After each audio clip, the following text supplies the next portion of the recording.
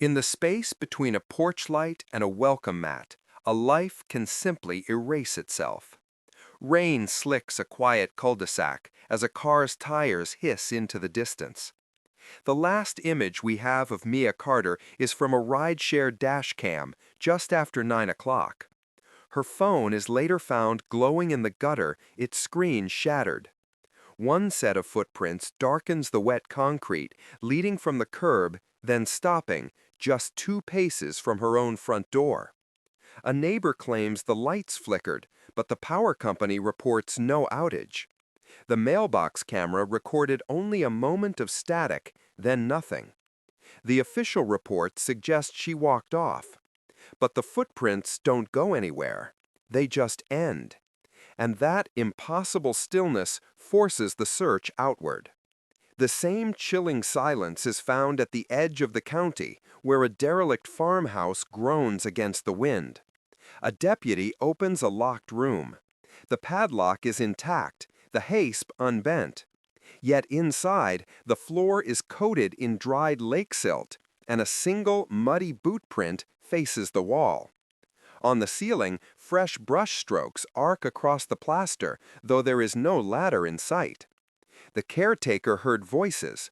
The nearest neighbor heard only the dead quiet of the night. If no one entered and no one left, who moved the chair? The sheriff's statement notes no sign of forced entry, carefully avoiding the question of how a lock fastens itself from the inside. From that quiet room, the pattern leads to the water. As dawn fog lifts from the shore, a small fishing boat bumps against the dock, empty. Its thermos is still warm to the touch. The line is in the water, but it's been chewed clean. The bait clerk saw the fisherman before first light. His route was a simple one along the eastern cove. Yet his boat returned from far beyond the marked buoys. The official theory is hypothermia. But there is no body, no sign of a struggle, not even the sound of a splash. The water keeps its secrets. Today, we live surrounded by a network of digital witnesses. Doorbell cameras, pocket trackers, constant connection. These gaps in reality should be shrinking. Instead, they seem to widen. Our faith in being seen, in being recorded, grows every day, even as the blind spots hold. Across these cases, a pattern begins to breathe just beyond the circle of light. Isolation, a narrow window of time, and clues that contradict each other. Silence, it turns out, can leave the clearest fingerprints. Why do these unanswered questions grip us so tightly?